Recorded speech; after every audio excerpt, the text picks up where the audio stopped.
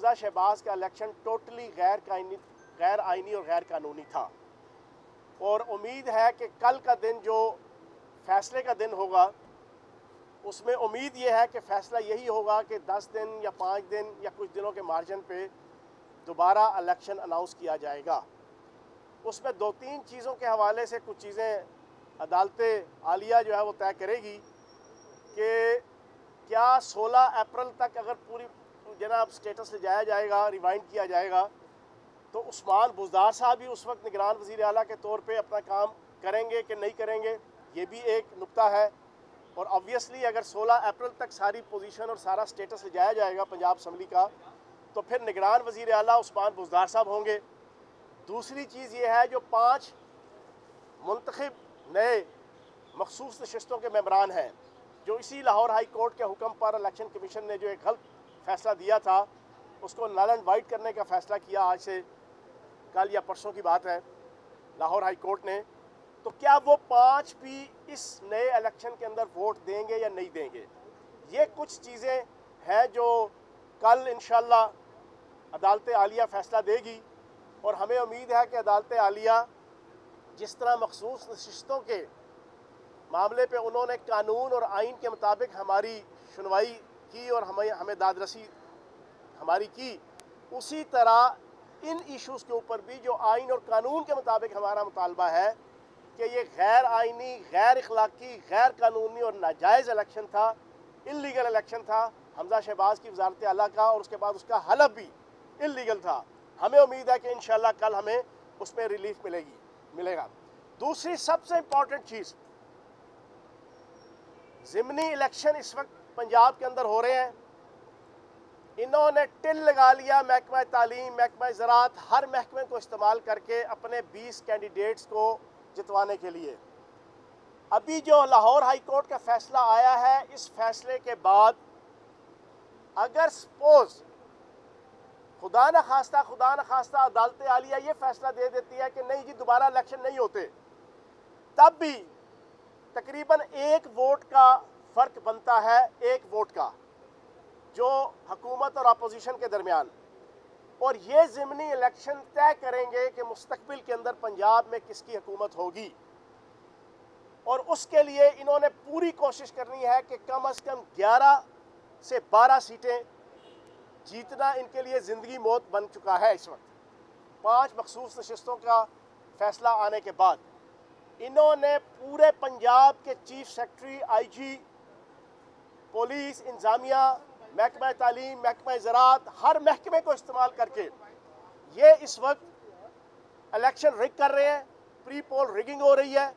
हर किस्म की धौंस और धांधली हो रही है। लेकिन खुशखबरी की बात यह है कि PTI ने इम्पार्शल किस्म के जो अपने जितने सर्वेस कराए हैं, जो हालात और वाक़यात, नज़ायर और कराइन बता रहे हैं, 20 की 20 सीटें PTI, इन 20 की 20 सीटें ये उल्लुओं की तरह उल्टा भी लटक जाएं, ये पंजाब और वफाक के जिस अदारे को भी इस्तेमाल कर लें, ये जितना मर्जी सरमाया लगा दें,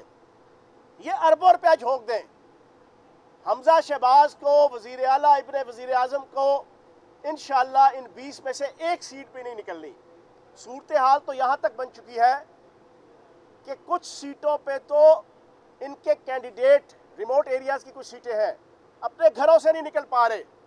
वो जिस जगह जाते हैं लोग लोटे लेकर आ जाते हैं। और इस ज़िमनी इलेक्शन के हवाले से मैं नून लीग के जो 20 कैंडिडेट हैं जो हमारे लोटे थे, नून लीग के वोटर के लिए मैं उनकी कायद बेगम सफदर अवान साहिबा के अरशाद जलीला और फरमुदात अक़दस,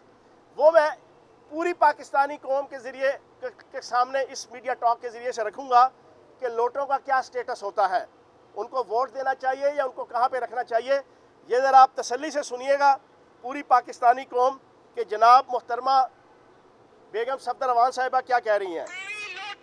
मुश्किल वक्त में जमात का साथ छोड़ के चले जाने वाला बेवफा उसकी जगह गुसल खानों में है, लोटों की जगह आपके वोटों के टप्पों में नहीं है। और जो मुश्किल वक्त में आपको छोड़ के चला जाए वो इंसान आपका नुमाइंदा बनने का अहल नहीं है। सुन लिया जनाब, ये बेगम सफदर अवान साहिबा कह रही है, मैं नहीं कह रहा। बेगम सफदर अवान साहिबा ने कहा है जो मुश्किल वक्त में पार्टी को छोड़ जाए वो लोटा असम्बलियों के अंदर बैठने के लिए या उसके डब्बों में वोट नहीं डाला जाता, उसको गुसल खाने में रखा जाता है। तो इंशाअल्लाह बेगम सफदर अवान साहिबा के अरशाद जलीला और फरमुदात अक़दस के तहत नून लीग के वोटर्स और नून लीग के अहदेदारों से मेरी गुजारिश है, इन लोटों को कि जो अपनी पार्टी को बुरे वक्त में छोड़ के अगर आपके साथ आए तो आपकी जो कायदे मोहतरमा कह रही हैं उसकी बात सुनो, इनको वॉशरूम्स के अंदर और गुसल खानों के अंदर भेजो, इनके डब्बों में वोट मत डालना। और आखिरी और सबसे अहम चीज़ जो आपके सामने रखना चाहूँगा, अभी आज से 5 दिन पहले बेगम सफदर अवान साहिबा ने एक इंतहाई ख़तरनाक फ़ैसला किया है। वो फ़ैसला ये है कि 2015 के अंदर बेगम सफदर अवान साहिबा ने वज़ीर आज़म हाउस इस्लामाबाद में एक स्ट्रेटजिक मीडिया सेल कायम किया था 2015 में, और उस स्ट्रेटजिक मीडिया सेल में वापडा के जो 8 डिस्कोस थे, हर डिस्को से 5 करोड़ रुपया महाना लिया जाता था,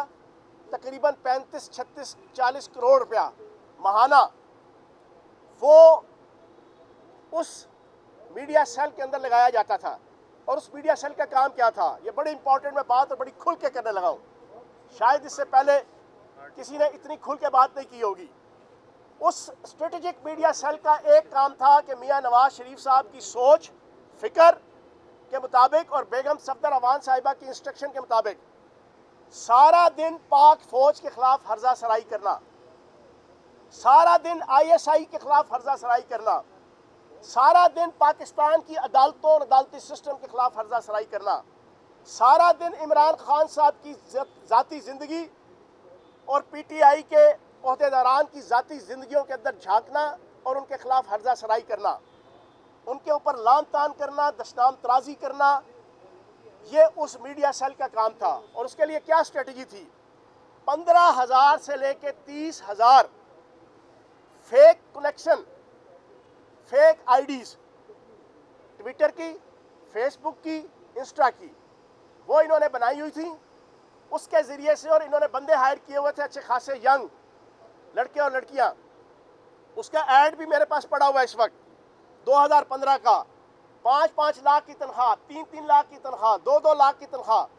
मेरे और आपके टैक्सों का पैसा, गरीब आवाम के टैक्सों का पैसा।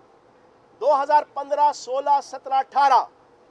इन 4 सालों में वो स्ट्रेटेजिक मीडिया सेल बेगम सफदर अवान की क़यादत में पाक फौज, ISI, judiciary, Imran Khan, PTI और मुखालफिन की ज़ाती ज़िंदगियों को उछालते रहे। और फिर उस मीडिया सेल से उस वक्त क्या निकला था, उसकी कोख से डॉन लीक्स निकली थी।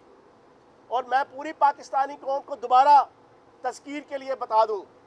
उन लीक्स के मुताबिक बेगम सफदर अवान ने अपने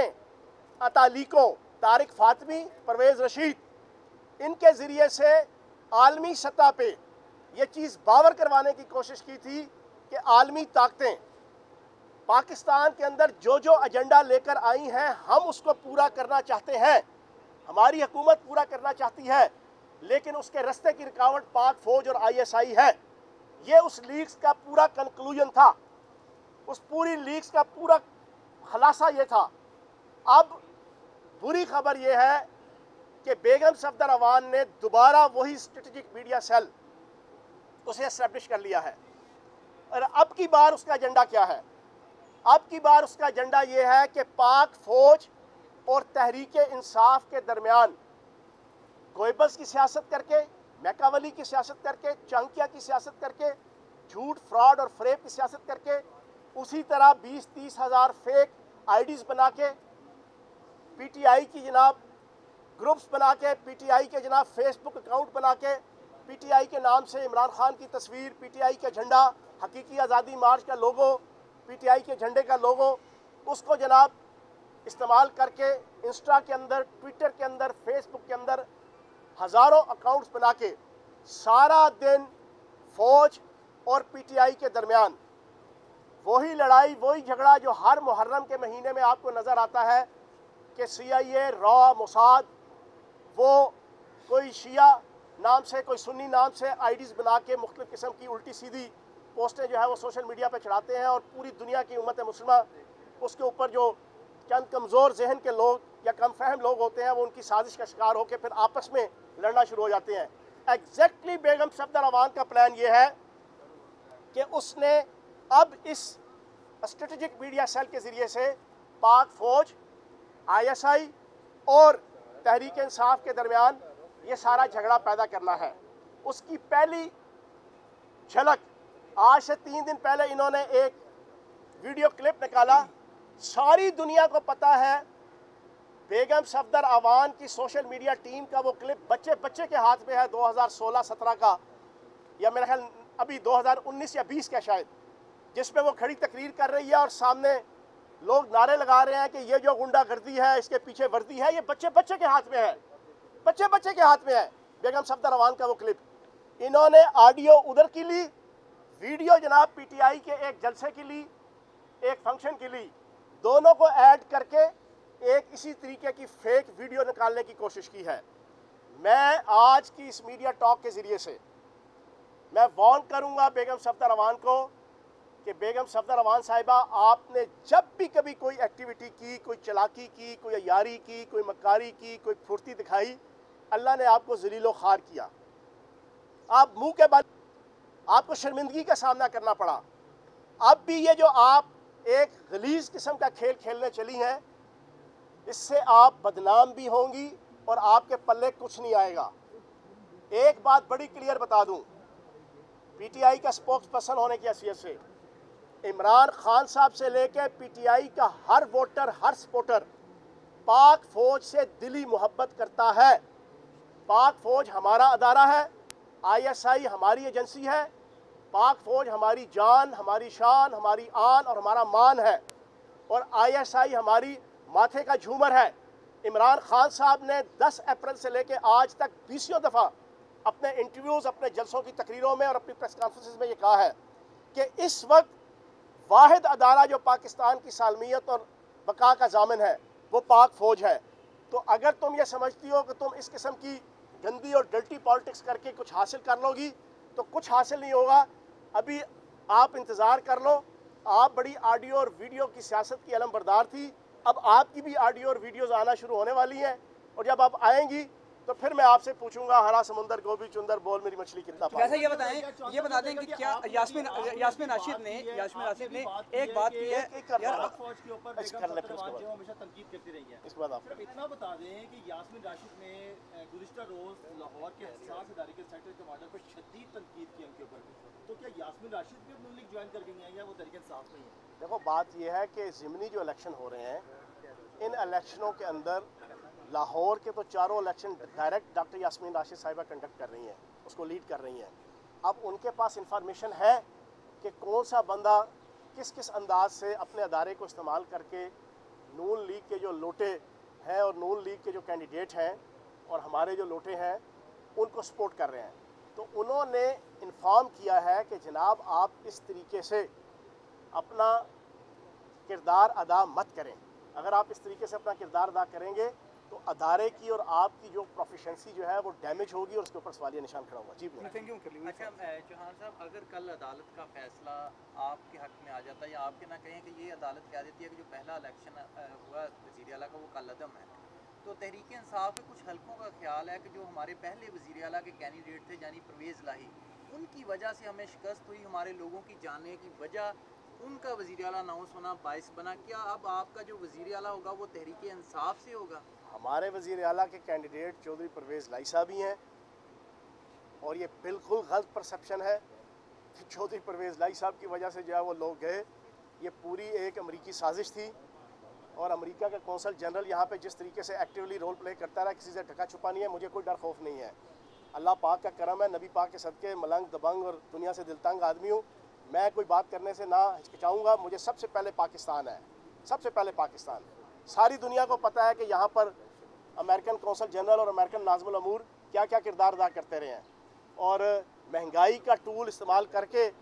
जो लोग यहाँ से गए थे, अब तो ये बनता है कि वो लोग दोबारा कानों को हाथ लगा के, सरों पे खाक डाल के, और जनाब वो वापस आएँ और कहें जनाब साड़ी तोबा, ये तो महंगाई पहले तो सीगी कोई नहीं, तो हुण जिहड़े हालात ने इनसे अल्लाह बचाए, और मेरा ख्याल है कि अब उनको वापस आ जाना चाहिए। इमरान खान की रिहाइशगाह से, खान साहब की रिहाइशगाह से कई साजिशें पकड़ी गई हैं, तो ये जो वीडियो बनाने के अंदर वो लोग तो नहीं है जो माजी में बड़ी महारत रखते हैं? देखें, बेगम सफदर रवान साहिबा आजकल ज़्यादा दावेदार हैं। वो कहती हैं जी कि मेरे पास पाकिस्तान के हर बंदे की ऑडियो और वीडियो मौजूद है, और वो कहती हैं कि मैं दुनिया की वो शरीफ औरत हूँ जिसके पास दूसरे मर्दों की जनाब गंदी वीडियोज़ हैं। तो ये जो जुमला है ग्रामेटिकली आप खुद इसको जज कर लें, कितना ज़बरदस्त है ग्रामेटिकली ये जुमला। और इस किस्म की डर्टी पॉलिटिक्स से कुछ हासिल नहीं होना। देखो, वो हम छोटी सी उम्र में पहली जमात से हम किताबों में पढ़ना इस्लामियात की और उर्दू की किताबों में पढ़ते हैं, और डायलॉग और मुहावरा पढ़ते हैं, जो दूसरों के लिए गड़क होता है वो खुद उसमें गिरता है। तो जनाब मेरी इनसे गुजारिश है बेगम सफदर रवान साहिबा से कि खुदारा पॉजिटिवली अपनी सलाहियतों को इस्तेमाल करो। आपने बचपन से लेके 55 तक अभी तक अपनी सलाहियतों को पॉजिटिवली इस्तेमाल नहीं किया। जी आखिरी सवाल। चौहान साहब ये बताइएगा कि चौधरी शुजात हुसैन से मुस्लिम लीग नून ने रब्ता किया है पंजाब के लिए, तो क्या